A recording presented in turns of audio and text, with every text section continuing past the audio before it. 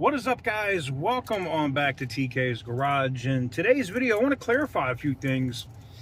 I've seen a lot of the comments and people are like, oh no, this endangerment finding, this stuff is only for greenhouse gases.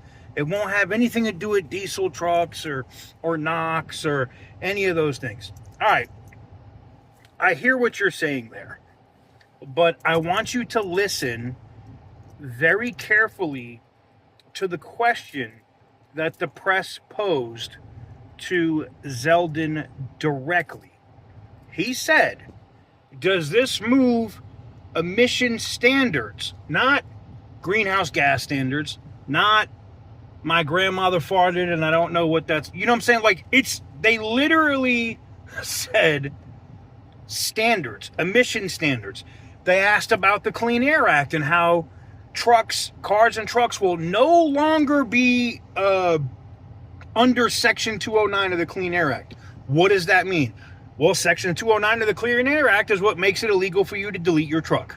So if cars and trucks are, I mean, this is 1 + 1 = 2, right? We all know how to do basic math, I hope. If 1 + 1 = 2 and trucks are no longer under Section 209, you know what that means? Well, what that means is we're no longer under Section 209, which means we could delete our cars and trucks if we want to. So I was distracted. First time I've seen an A10 take off here in a long time. It must be training somebody on those for another country. Anyways, so I'm going to add this clip right here. I don't want you to take it because I just said it, right? The reason why the video yesterday is going so nuts and getting the views it's getting is because it's not just me saying it. I've been saying this for months, that this is going to lock it in, that it's happening, right? I want you to listen very carefully to what the administrator answers. I want you to listen to what the reporter's question is, and then I want you to listen to what Zeldon says. Listen carefully. Global policy, and those are a sample of many of the references used while developing that preamble. Next question. This is the final question, sir. Garrett Bergquist, Swish TV, Indianapolis. In effect, if placed into effect as currently envisioned, does this rule effectively reset the emission standards for autos, light, medium, heavy-duty trucks back to 2008 standards? What sorts of things would be left in place? What would be taken out?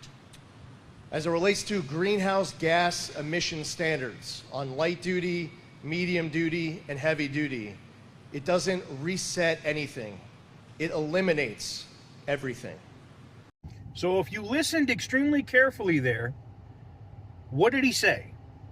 He said, no, we're not rolling back anything. Meaning, we're not rolling back DEF or DPF or all this, because pre-2008, the reporter asked the question a specific way to get that answer. Because we all know the ambiguity with shit when it comes to certain things, right? But when he said, no, I want to know, are we rolling stuff back to pre-2008? Meaning pre all of this crazy emission stuff on diesel trucks. And Lee Zeldon said, we're not rolling back anything. We're eliminating it. We are deleting it. It is gone. Gone. I understand how hard it is knowing how fucked our government has been for so long for you to believe that it's happening. But it's happening. You can book it.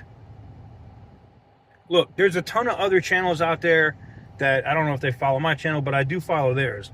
And there's a channel called Truckmaster. He was very clear about it. He got into it as well. We have about 44 days left, right? That's including today, right? So tomorrow's 43. We're counting the days. And then you got about a 48-hour time period before the rule is implemented. This doesn't have to go through Congress.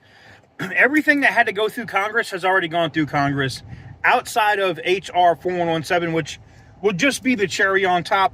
But to be honest, we don't actually need it now.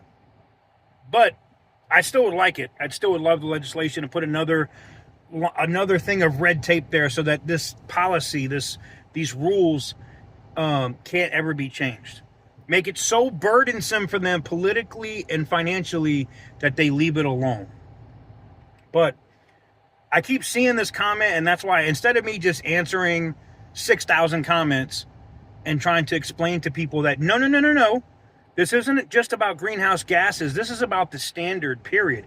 This is about emissions systems, period.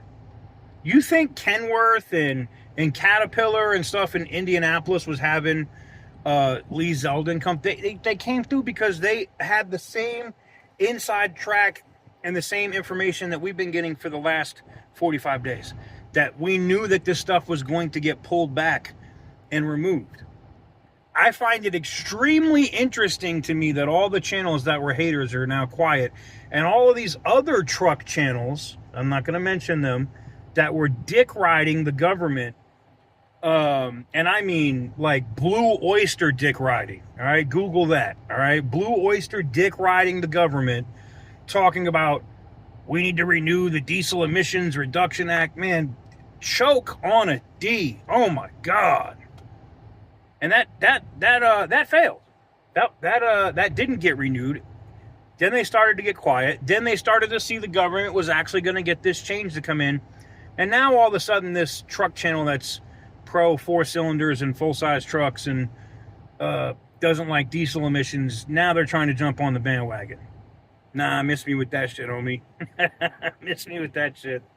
But let me know what you guys think in the comment section down below. Hopefully, hearing what Zeldon said again and giving you context of what that means answers that question for you. And this isn't just about diesel. It's about gasoline too, but it affects diesel so much more because for us, with gasoline cars, like we can delete our cats and still pass them all. Like, just keeping it 100. Depending on your state, right? But a diesel truck, you're not going to be deleting your diesel and pass emissions. It's not going to happen. So, I'm glad that we're here. I'm glad that we got it. And I know, I get it, guys. I'll believe it when I see it. I see all the comments, man.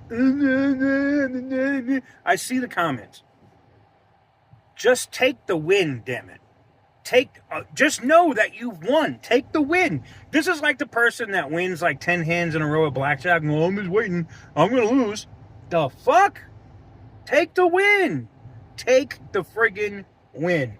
Be excited that things are finally starting to go our way.